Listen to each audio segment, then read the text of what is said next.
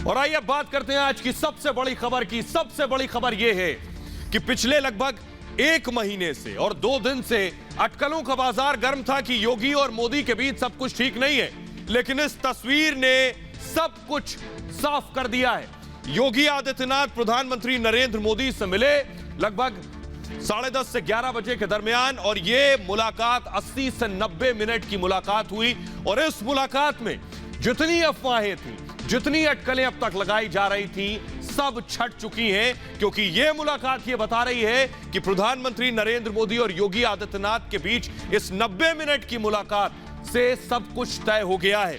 सवाल यह है कि योगी आदित्यनाथ को लेकर जो अफवाहें बताई जा रही थी और चलाई जा रही थी, वो सब कैसे छट गई। योगी आदित्यनाथ ने इस मुलाकात के बाद बाकायदा ट्वीट किया। आपको दिखाते हैं, ये वो ट्वीट है। योगी आदित्यनाथ ने तस्वीर साझा की और कहा कि यह शिष्टाचार मुलाकात थी। ये योगी आदित्यनाथ ने ट्वीट किया, लेकिन योगी ने लिखा क्या, योगी ने ट्विटर पर क्या लिखा, आइए अब आपको यह बताते हैं योगी आदित्यनाथ ने क्या लिखा। योगी आदित्यनाथ ने कहा कि यह शिष्टाचार मुलाकात है। आदरणीय प्रधानमंत्री योगी आदित्यनाथ ने ट्वीट किया, प्रधानमंत्री नरेंद्र मोदी जी से दिल्ली में, नई दिल्ली में शिष्टाचार भेंट एवं मार्गदर्शन प्राप्ति का सौभाग्य प्राप्त हुआ। अपनी व्यस्तम दिनचर्या से भेंट के लिए समय प्रदान करने और आत्मीय मार्गदर्शन हेतु आदरणीय प्रधानमंत्री जी का हृदय तल से आभार, यानी दिल की गहराइयों से आभार, ये योगी आदित्यनाथ ने ट्वीट किया। लेकिन आपको बताते हैं, बड़ी बात यह है कि ये जो अफवाहों का बाजार गर्म रहा, ये न सिर्फ प्रधानमंत्री मोदी और योगी आदित्यनाथ के बीच रहा, यही आप याद करिए अटल बिहारी वाजपेयी और आडवाणी और मोदी के बीच भी रहा। यही याद करिए कि यही अफवाहों का बाजार गर्म अब प्रधानमंत्री मोदी और योगी आदित्यनाथ के बीच भी है। तो अफवाह गैंग दरअसल मोदी अटल से मोदी योगी तक इसी तरह अफवाहें फैलाता रहा है कि इनके बीच में सब कुछ ठीक नहीं है, इनके बीच में सब कुछ सामान्य नहीं है। अब मैं आपको बताने जा रहा हूं आखिर क्यों ये अफवाह गैंग प्रधानमंत्री मोदी का स्वर्गीय अटल बिहारी वाजपेयी के साथ रिश्ते हो या लाल कृष्ण आडवाणी के साथ रिश्ते हो, उसको लेकर अफवाहें फैलाता रहा। अब यही प्रधानमंत्री मोदी और योगी आदित्यनाथ के साथ अफवाहों को फैला रहा है। आइए आपको बताते हैं कि अफवाह गैंग का दरअसल एजेंडा क्या है। ध्यान से समझिए, अफवाह गैंग क्या कर रहा है। प्रधानमंत्री नरेंद्र मोदी और योगी आदित्यनाथ के बीच एक अफवाह यह फैला रहा है कि योगी आदित्यनाथ प्रधानमंत्री नरेंद्र मोदी की सुनते नहीं। अब जरा सोचिए, यही अफवाह तब फैलाई जा रही थी जब अटल बिहारी वाजपेयी, आडवाणी और प्रधानमंत्री नरेंद्र मोदी के बीच कि मोदी अटल आडवाणी की नहीं सुनते। यही अफवाह उस दौर में भी फैलाई जा रही थी। और अब क्या अफवाह फैलाई जा रही है प्रधानमंत्री मोदी और योगी आदित्यनाथ के बीच? योगी मोदी को चुनौती दे रहे हैं। एक ये अफवाह फैलाई जा रही है कि योगी प्रधानमंत्री नरेंद्र मोदी को चैलेंज कर रहे हैं। ऐसी ही अफवाह तब फैलाई जा रही थी प्रधानमंत्री मोदी और स्वर्गीय अटल बिहारी वाजपेयी जी के बारे में कि मोदी अटल आडवाणी को चुनौती दे रहे हैं। यही अफवाह याद करिए, इतिहास के पन्ने पलटकर इतिहास दोहरा रहा है, दोबारा उसी तरह की अफवाहें फैलाई जा रही हैं। अब इससे पहले और क्या अफवाहें फैलाई जा रही हैं कि योगी आदित्यनाथ दिल्ली आना चाह रहे हैं। अब एक और अफवाहों में शामिल है कि योगी आदित्यनाथ दिल्ली आना चाह रहे हैं। मोदी भी ऐसे ही दिल्ली आना चाहते थे जिस वक्त अटल बिहारी वाजपेयी इस दुनिया में थे। ये अफवाहें उस दौर से फैलाई जा रही हैं। तो योगी को संघ का शह मिली हुई है या योगी को संघ का आशीर्वाद है, यह कहा जाता है। इस तरह तेजी से अगर हम मूव करें, और यही कहा जाता है, उस वक्त भी कहा जा रहा था कि मोदी को संघ का आशीर्वाद था। यानी ज्यादा बदलाव आए नहीं है इन चीजों में। मैं ये बताने की कोशिश कर रहा हूं कि दरअसल जो अफवाहें पहले थी वही अफवाहें अब हैं। सवाल यही है कि प्रधानमंत्री नरेंद्र मोदी 2014 में सरकार में आए और क्या कहा जा रहा था प्रधानमंत्री मोदी और स्वर्गीय अटल बिहारी वाजपेयी के रिश्तों के बारे में। सत्ता में आने के बाद 2015 में क्या हुआ ये आपको बताएंगे। लेकिन अफवाहों का बाजार जो गर्म हुआ, वो गर्म हुआ जब खुद अटल बिहारी वाजपेयी और प्रधानमंत्री नरेंद्र मोदी बेशक मिले, लेकिन वो एक बयान जिसका अधूरा विश्लेषण किया गया, वो आपको सुनवाने जा रहे हैं। अटल बिहारी वाजपेयी का राजधर्म की नसीहत का बयान, उसका अधूरा विश्लेषण तब भी किया गया था। जरा सुनिए क्या कहा था, स्वर्गीय अटल बिहारी वाजपेयी ने उस वक्त। राजा के लिए, शासक के लिए प्रजा प्रजा में भेद नहीं हो सकता। न जन्म के आधार पर, न जाति के आधार पर, न संप्रदाय के आधार पर। हम भी वही कर रहे हैं साहब। मुझे विश्वास है कि नरेंद्र भाई यही कर रहे हैं। और इस बयान का, स्वर्गीय अटल बिहारी वाजपेयी के इस बयान का अधूरा विश्लेषण किया गया। सिर्फ राजधर्म वाला शब्द उठाकर इसे हेडलाइंस में तब्दील कर दिया गया और यह कहा गया कि अटल बिहारी वाजपेयी और प्रधानमंत्री नरेंद्र मोदी में बनती नहीं है, ठन गई है। लेकिन 2015 की ये तस्वीरें आपको याद होंगी। खुद प्रधानमंत्री नरेंद्र मोदी 14 में जब प्रधानमंत्री बने, 2015 में स्वर्गीय अटल बिहारी वाजपेयी को भारत रत्न से सम्मानित किया गया। सोचिए, जो भी अफवाह उस दौरान फैलाई जा रही थी उस पर विराम लगा और पूरे देश ने देखा कि प्रधानमंत्री मोदी और अटल बिहारी वाजपेयी के रिश्ते कैसे थे। यही वजह है कि उनके सत्ता में आने के बाद अटल बिहारी वाजपेयी को भारत रत्न से सम्मानित किया गया। सुनिए जरा, खुद क्या कहा था प्रधानमंत्री मोदी ने। मेरे जैसे करोड़ों ऐसे कार्यकर्ता हैं जिनके जीवन में वाजपेयी जी एक प्रेरणा है। मैं इस भारत रत्न सम्मान पाने वाले वाजपेयी जी के जीवन हमें सदा सर्वदा प्रेरणा देता रहे, मार्गदर्शन देता रहे, यही प्रभु से प्रार्थना करता रहूंगा। तो जैसी अफवाह उस दौर में फैल रही थी, प्रधानमंत्री मोदी और उस वक्त तो तत्कालीन सीएम थे और स्वर्गीय अटल बिहारी वाजपेयी के दरमियान, आज भी ऐसी ही अफवाह फैल रही है योगी आदित्यनाथ और प्रधानमंत्री नरेंद्र मोदी के दरमियान। यह अफवाह गैंग आखिर क्यों टारगेट कर रहा है ये तो आपको बताएंगे, लेकिन बड़ी बात यह है कि यह मुलाकात सब कुछ कह रही है। यह मुलाकात यह बता रही है कि दोनों के बीच किस तरह के रिश्ते हैं।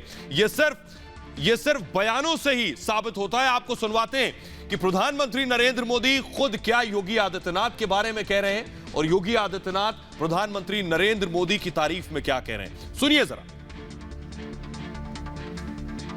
आज जब दुनिया में कोरोना का इतना बड़ा संकट है, तब उत्तर प्रदेश ने जो साहस दिखाया, जो सूझबूझ दिखाई, जो सफलता पाई, जिस तरह स्थितियों को संभाला, मैं सच कहता हूं अभूतपूर्व है, प्रशंसनीय है। तमाम योजनाओं के माध्यम से जो हम सबके जीवन में परिवर्तन ला रहा है और जिनके माध्यम से हम सब जानते हैं कि जिन्हें पिछली सरकारें नामुमकिन कह चुकी थी, नामुमकिन को मुमकिन बनाने के लिए जो अभियान प्रारंभ हुआ है, उस अभियान के लिए मैं आपसे कहूंगा, क्यों मोदी हैं तो आप सब कहेंगे मुमकिन है।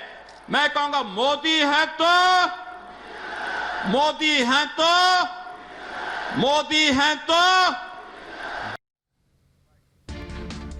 आपने सुन लिया प्रधानमंत्री मोदी और मुख्यमंत्री योगी आदित्यनाथ को। लेकिन ऐसी ही अफवाह प्रधानमंत्री मोदी और लालकृष्ण आडवाणी के दरमियान भी फैलाई गई। ये तस्वीरें याद हैं। प्रधानमंत्री नरेंद्र मोदी अटल बिहारी वाजपेयी के जन्मदिन पर भी जाते थे और लालकृष्ण आडवाणी के जन्मदिन पर, ये देखिए, उनके घर जाकर खुद केक काटा है। इससे समझ में आएगा आपको दोनों के बीच संबंध कैसे रहे हैं, रिश्ते कैसे रहे हैं। लेकिन उसके बावजूद न जाने कैसी कैसी अफवाहें उड़ाई गई। एक और बयान हम आपको सुनवाने जा रहे हैं। खुद लालकृष्ण आडवाणी क्या कह रहे हैं प्रधानमंत्री मोदी के बारे में, और प्रधानमंत्री नरेंद्र मोदी का गला रुंध गया जब वो लालकृष्ण आडवाणी के बारे में बोल रहे थे शब्द। देखिए जरा, इससे आपको खुद इल्म होगा कि दोनों के संबंध और सम्मान रिश्तों में क्या रहा है। सुनिए। कुछ प्रसंग ऐसे होते हैं, कुछ क्षण ऐसे बीतते हैं कि जिसको वो जीवन भर याद रखता है और कहता है कि मेरे इतिहास में ये प्रसंग भी हुआ था।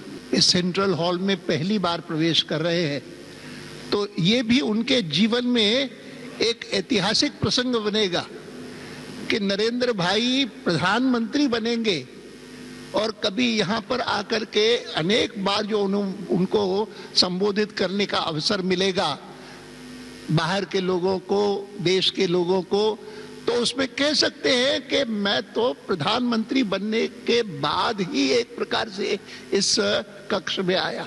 भाइयों बहनों,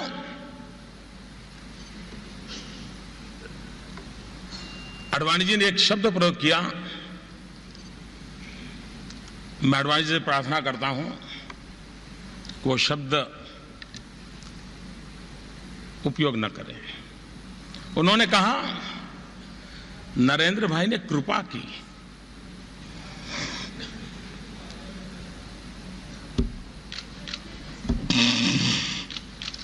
जैसे भारत मेरी मां है,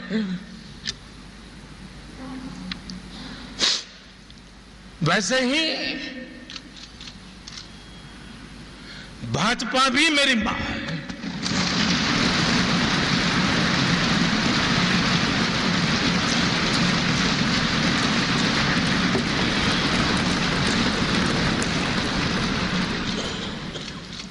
और इसलिए बेटा कभी मां पे कृपा नहीं कर सकता। बेटा सिर्फ समर्पित भाव से मां की सेवा करता है। और इस बयान से आपको खुद लालकृष्ण आडवाणी और प्रधानमंत्री नरेंद्र मोदी के रिश्तों का इल्म हो गया होगा। तस्वीर आपको दिखाने जा रहे हैं। प्रधानमंत्री नरेंद्र मोदी और योगी आदित्यनाथ के रिश्तों पर सवाल उठे, लेकिन यह तस्वीर खुद बयां कर रही। देव दीपावली की तस्वीर है। कोरोना के दौरान खुद योगी आदित्यनाथ की रिक्वेस्ट और दरख्वास्त पर प्रधानमंत्री नरेंद्र मोदी देव दीपावली में शामिल होने के लिए गए थे। यह बताता है कि प्रधानमंत्री मोदी योगी आदित्यनाथ की कोई बात टालते नहीं हैं और योगी आदित्यनाथ भी प्रधानमंत्री नरेंद्र मोदी की कोई बात को काटते नहीं हैं। सुनिए जरा दोनों एक दूसरे के बारे में क्या कह रहे हैं। प्रधानमंत्री मोदी को सुनिए और उस पर योगी आदित्यनाथ का जवाब सुनिए। आपको याद होगा, आज हमारे योगी जी जो मुख्यमंत्री जी हैं, वे जब पहले सांसद थे पार्लियामेंट में, इन बच्चों की जिंदगी को जिस प्रकार से बच्चों की मृत्यु एक के बाद होती रहती थी, वो फूट फूट करके पार्लियामेंट में रोए थे। लेकिन जब योगी जी यूपी के मुख्यमंत्री बने और भारत सरकार और राज्य सरकार ने मिलकर के उन्होंने इस दिमागी बुखार के खिलाफ बहुत बड़ा अभियान शुरू किया, आप सब परिचित हैं, और काफी मात्रा में हम बच्चों की जिंदगी बचाने में आज सफल हुए हैं। आज इस बारे में कोई संदेह नहीं, उत्तर दक्षिण पूरब पश्चिम, जवान हो बुजुर्ग हो महिला हो पुरुष हो, हर एक व्यक्ति के मुंह पर एक ही आवाज है। हर एक व्यक्ति इस बात को कहता है, जब उनसे कोई पूछता है कि प्रधानमंत्री कौन होना चाहिए, हर एक आवाज निकलती है मोदी। आपके द्वारा दिया जाने वाला एक एक वोट प्रधानमंत्री मोदी जी को दिया जाने वाला वोट होगा। कमल के फूल पर पूरे देश के अंदर दिया जाने वाला एक एक वोट मोदी जी को दिया जाने वाला वोट होगा। आइए अब आपको बताते हैं कि अफवाह गैंग प्रधानमंत्री नरेंद्र मोदी, स्वर्गीय अटल बिहारी वाजपेयी, लालकृष्ण आडवाणी हो या मोदी और योगी हो, इनके बारे में पहले दिन से अफवाहें फैलाता रहा। आखिर क्यों अफवाह गैंग को योगी और मोदी नापसंद हैं? योगी और मोदी अफवाह गैंग को क्यों नापसंद हैं, यह मैं आपको बताने जा रहा हूं। पहली वजह आपको बताने जा रहा हूं कि आखिर क्यों अफवाह गैंग को परेशानी है प्रधानमंत्री मोदी और योगी से। पहली वजह है हिंदुत्व की विचारधारा। यह विचारधारा सबसे बड़ी परेशानी है अफवाह गैंग की। इस वजह से वो प्रधानमंत्री मोदी और योगी आदित्यनाथ को पसंद नहीं करते हैं। सुनिए जरा, सुनेंगे प्रधानमंत्री मोदी और सीएम योगी आदित्यनाथ को क्या कह रहे हैं वो हिंदुत्व पर, और यही वजह है इस अफवाह गैंग की सबसे बड़ी तिलमिलाहट की। सुनिए। भारत की आस्था में राम है, भारत के आदर्शों में राम है, भारत की दिव्यता में राम है, भारत के दर्शन में राम है। जब जब मानवता ने राम को माना है, विकास हुआ है।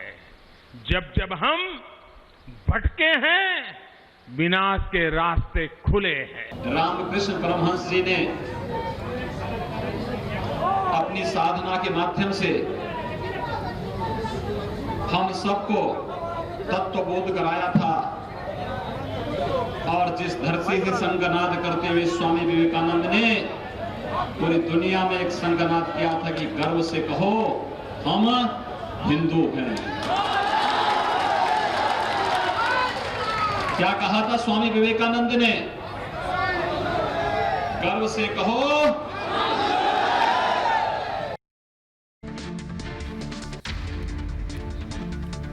अफवाह गैंग की दूसरी बड़ी परेशानी क्या है, ये आपको बताते हैं।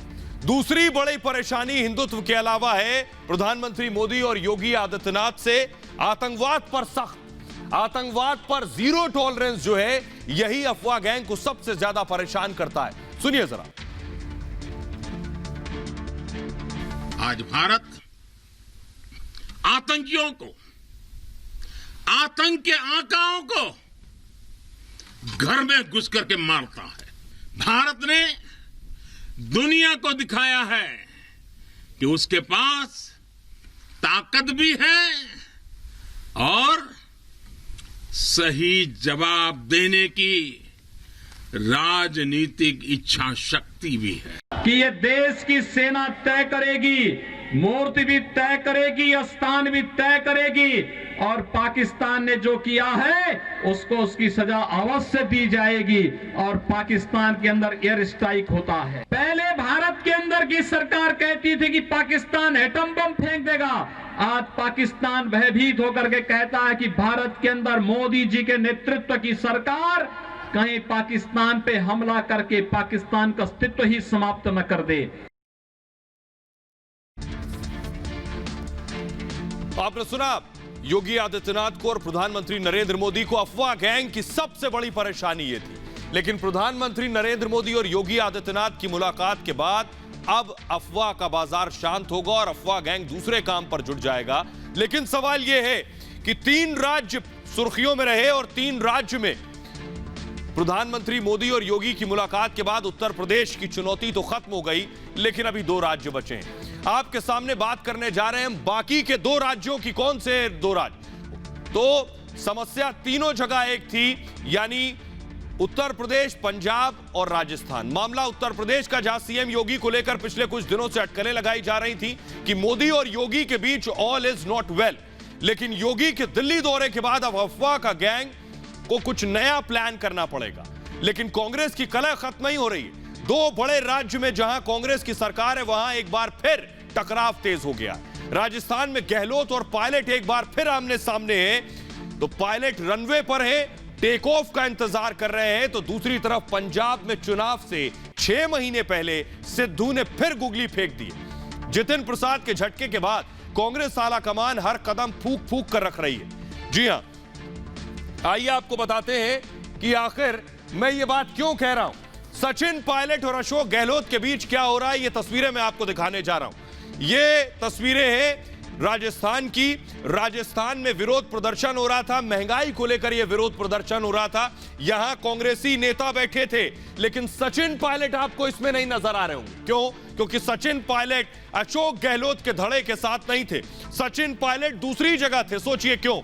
पायलट महंगाई पर प्रदर्शन कर रहे थे राजस्थान में ही, जयपुर में ही दूसरी जगह है। देखिए ये तस्वीरें हम आपको दिखा रहे हैं। सचिन पायलट अपने समर्थकों के साथ महंगाई के विरोध में ये प्रोटेस्ट कर रहे थे सचिन पायलट। लेकिन अशोक गहलोत आपको इसमें नजर नहीं आएंगे, ना अशोक गहलोत की टीम का कोई शख्स इसमें नजर आएगा। तो पायलट महंगाई के विरोध में प्रदर्शन कर रहे थे और इस प्रदर्शन के पीछे भी बहुत कुछ छुपा है। लेकिन पायलट ने वहां से सीधे पायलट ने वहां से फ्लाइट पकड़ी, टेक ऑफ किया और देश की राजधानी दिल्ली में आकर लैंड हो गए। पायलट दिल्ली पहुंच चुके हैं।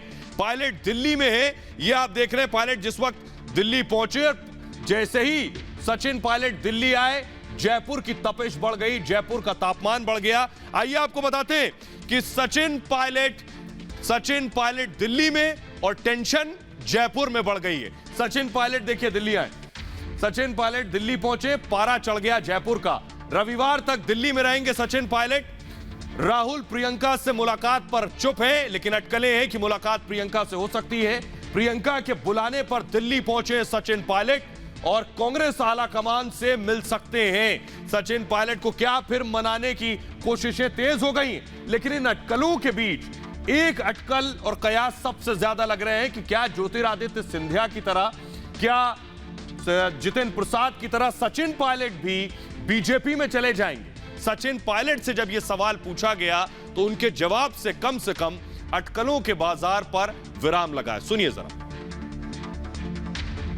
रीता बहुगुणा जोशी ने जो कहा कि सचिन से बात करी है, हो सकता है उन्होंने सचिन तेंदुलकर से बात करी हो, मेरे से बात करने की हिम्मत नहीं है। रीता बहुगुणा जोशी ने जो कहा कि सचिन से बात करी है, हो सकता है उन्होंने सचिन तेंदुलकर से बात करी हो, मेरे से बात करने की हिम्मत नहीं है। तो सचिन पायलट को आप सुन रहे थे। दरअसल रीता बहुगुणा जोशी जो कि बीजेपी की नेता है, पहले कांग्रेस में थी, उन्होंने कहीं कहा कि सचिन पायलट से बात चल रही है। उसी से मुतल्लिक सवाल जब सचिन पायलट से पूछा गया तो सचिन पायलट ने कहा कि मुझसे तो बात नहीं हुई, सचिन तेंदुलकर से बात हो रही होगी शायद। तो इससे एक बात साफ है कि पायलट ये तय कर चुके हैं कि यहीं रहेंगे। लेकिन आपको बताते हैं ये जंग जो है गहलोत वर्सेस सचिन पायलट की जो जंग है, इसमें सियासी गणित क्या है ये आपको हम बताने जा रहे हैं। यानी विधानसभा का गणित क्या है, कौन किसके ऊपर कितना भारी पड़ेगा। लेकिन उससे पहले आपको बताएं कि दोनों के बीच जंग क्या है। पायलट ने फिर से मोर्चा खोल दिया है अशोक गहलोत के खिलाफ, पहली बात। इसके अलावा जल्दी से इसे मूव करें। एक साल बाद फिर घमासान मचा है। एक साल पहले भी इसी तरह का घमासान मचा हुआ था। पिछले साल 18 विधायक साथ थे।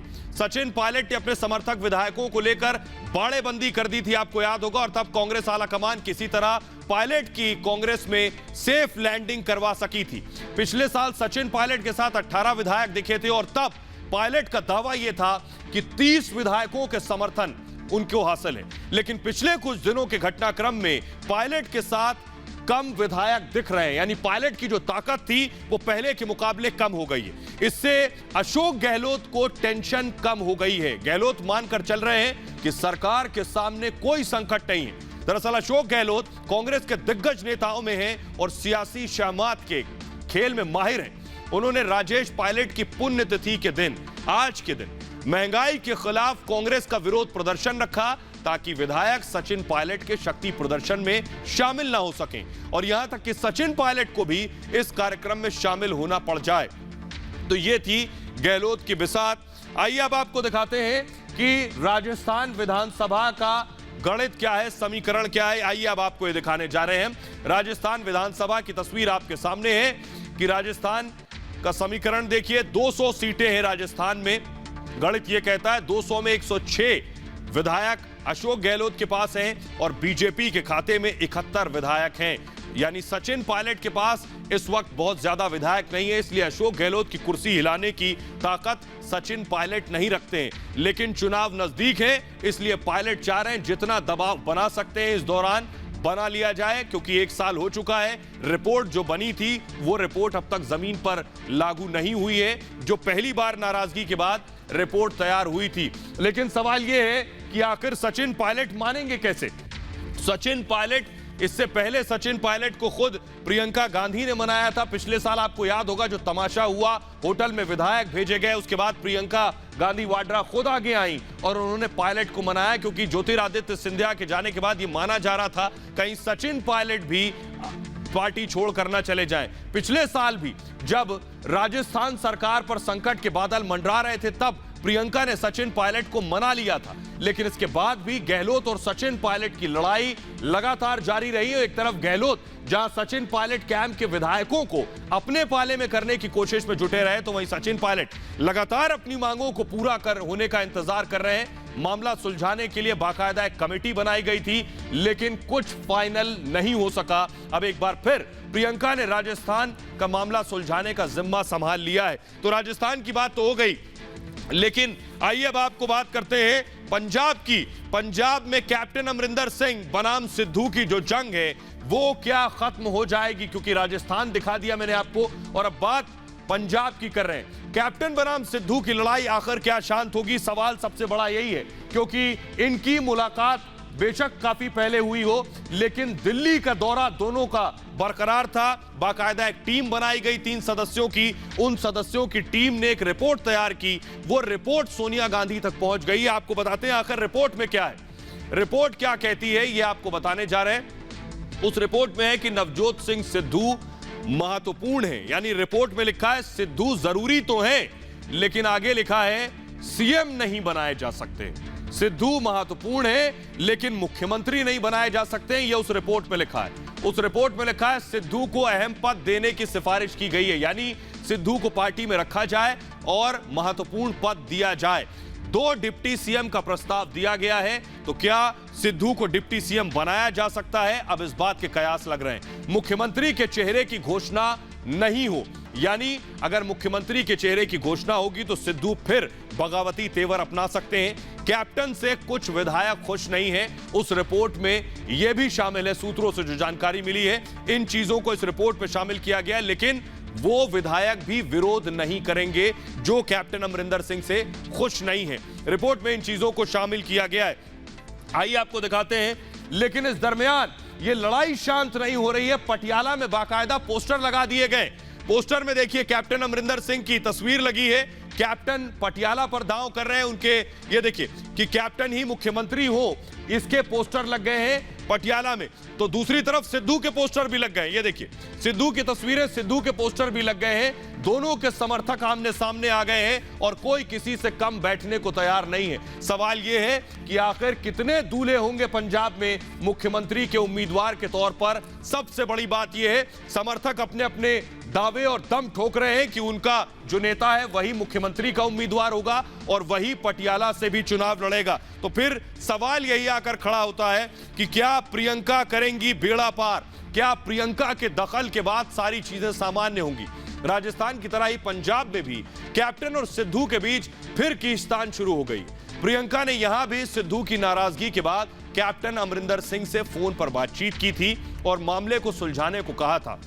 दरअसल कैप्टन और सिद्धू के संतुलन का मसला थोड़ा टेढ़ा है, क्योंकि सिद्धू ये चाहते हैं कि वो पंजाब में पार्टी प्रधान बने। अमरिंदर को यह हरगिज मंजूर नहीं। अमरिंदर सिंह चाहते हैं कि सिद्धू उनके डिप्टी सीएम बने, तो ये नवजोत सिंह सिद्धू को गवारा नहीं। अब बड़ा सवाल यह है कि चुनाव से ऐन पहले पंजाब में कैप्टन और गुरु की लड़ाई से कांग्रेस कैसे पार पाती है? दरअसल पंजाब कांग्रेस के लिए मजबूत राज्यों में से एक है, और लेकिन पार्टी के अंदर ही इस तरह का घमासान है तो कांग्रेस आला कमान परेशान है। वो कैप्टन के साथ सिद्धू दोनों को ही साधना चाहती है, लेकिन कैप्टन और सिद्धू के बीच तकरार पुरानी है। फिलहाल 3 सदस्यीय पैनल ने रिपोर्ट सौंप दी है। अब देखना यह है कि कांग्रेस आला कमान किस फॉर्मूले से कैप्टन और गुरु को बैलेंस करती है। एक ये बड़ी वजह है। आइए आपको दिखाते हैं। तो क्या अब प्रियंका वाड्रा यहां भी आगे आएंगी? जैसे प्रियंका ने पायलट को बुलाकर समझाया है, प्रियंका गांधी फिर एक बार सिद्धू को बुलाकर समझाएंगी। इस तरह की स्थितियां पहले भी पैदा हुई थी और उसके बाद सिद्धू से मुलाकात हुई, फिर सिद्धू मान गए। लेकिन चुनाव नजदीक है, उससे पहले सिद्धू भी वैसे ही दबाव बना रहे हैं जैसे सचिन पायलट दबाव बना रहे हैं। सुनिए जरा पंजाब कांग्रेस के अध्यक्ष जाखड़ क्या कुछ कह रहे हैं, उन्हें सुनिए। पोस्टर कांग्रेस के बाहर कांग्रेस के पोस्टर लगेंगे साहब। साहब और बताइए साहब, टीम का कैप्टन 2 हुआ करते हैं क्या? नवजोत सिद्धू का पोस्टर मांगता है पंजाब गुरु की बेहतमियां का हिस्सा। ठीक है साहब, बिल्कुल वो भी साफ दिया जाएगा साहब। उसके लिए किसने मना किया है साहब? तो आपने सुन लिया जाखड़ को। आइए आगे बढ़ते हैं और आपको मिलवाते हैं एक शख्स से जिसे मैग्नेट मैन कहा जा रहा है। यह शख्स जो तस्वीरें हम आपको दिखा रहे हैं, देखिए जरा, बर्तन इनके शरीर पर चिपके हुए 1 2 3। ये क्या हुआ है इनके साथ ये भी आपको बताएंगे। इनका ये कहना है कि इन्होंने वैक्सीन लगवाई उसके बाद ऐसा हो रहा है, लेकिन ये सरासर गलत है, ये सरासर झूठ है। ये भी हम बताएंगे कि हकीकत क्या है। जरा फुल स्क्रीन इनकी तस्वीरें हम दिखाएं। ये जहां जा रहे हैं इनके शरीर के साथ ये घर के जो सामान है वो चिपकते जा रहे हैं। थाली, चम्मच, कलछुल जो आप देख रहे हैं तस्वीरों में, ये तस्वीर हम आपको दिखा रहे हैं। आखिर इनके साथ क्या हुआ ये आपको बताएंगे, लेकिन पहले देखिए इनके बदन में आखिर ऐसा क्या हुआ जो चुंबक की तरह सब चीजें इनके साथ, धातु की चीजें इनके बदन पर चिपकती जा रही हैं। देखिए इनके बदन के साथ चम्मच चिपकते हुए चले जा रहे हैं। ये भी हैरान है, आसपास के लोग भी परेशान हैं, इनके घर वाले भी हैरान परेशान हैं कि आखिर क्या हुआ जो इनके बदन से ये सारी चीजें चिपकती चली जा रही। इन्होंने कहा कि कुछ दिन पहले इन्होंने वैक्सीन लगवाई थी और वैक्सीन की वजह से ऐसा हो रहा है। जानकार इस बात को नहीं मानते हैं। डॉक्टर्स क्या कह रहे हैं ये भी आपको बताएंगे, लेकिन पहले देखिए जरा, जितने चम्मच वो चिपकाते जा रहे हैं इनके बदन पर, सब चिपकते चले जा रहे हैं, सिक्के भी चिपक रहे हैं।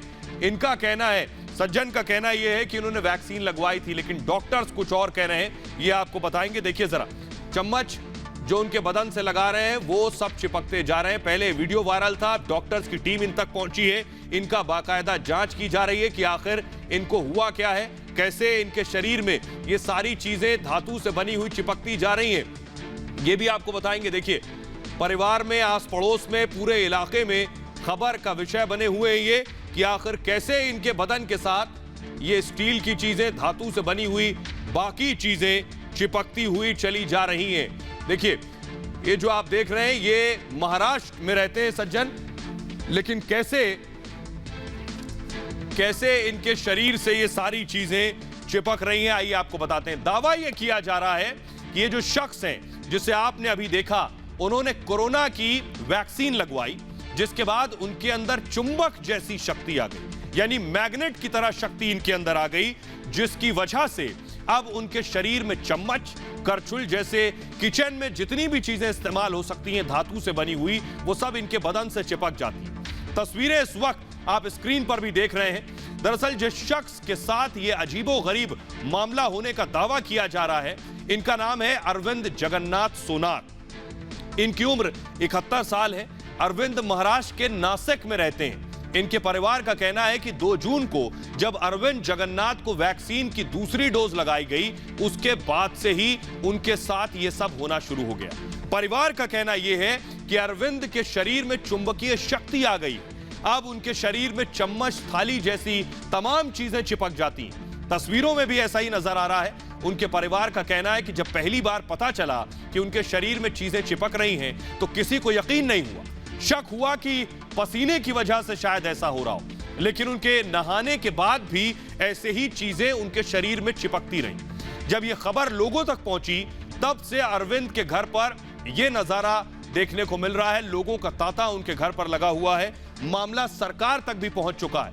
महाराष्ट्र के स्वास्थ्य मंत्री राजेश टोपे ने मामले की जांच के आदेश दे दिए हैं। वहीं यह घटना मेडिकल साइंस और डॉक्टरों के लिए भी पहली है।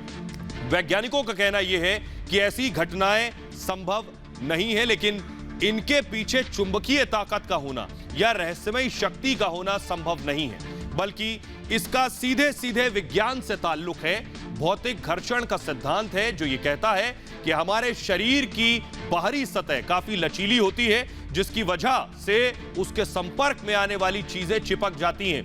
यही उनके साथ हो रहा है।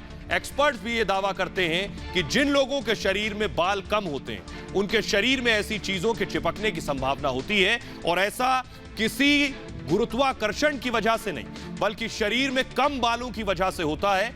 कई देशों से ऐसे तमाम वीडियो आते हैं जिनमें शरीर से चीजों के चिपकने का दावा किया गया। ऐसा इसलिए है क्योंकि यहां के लोगों के शरीर पर बाल कम होते हैं। तर्क यह दिया जाता है, अगर किसी में ऐसी रहस्यमयी शक्ति है तो कपड़ों के ऊपर से भी चीजें चिपके। अगर आप देखें तो उनके बदन पर चीजें चिपक रही हैं, लेकिन उनके जो कपड़े पहने उसके ऊपर चीजें नहीं चिपक रही हैं।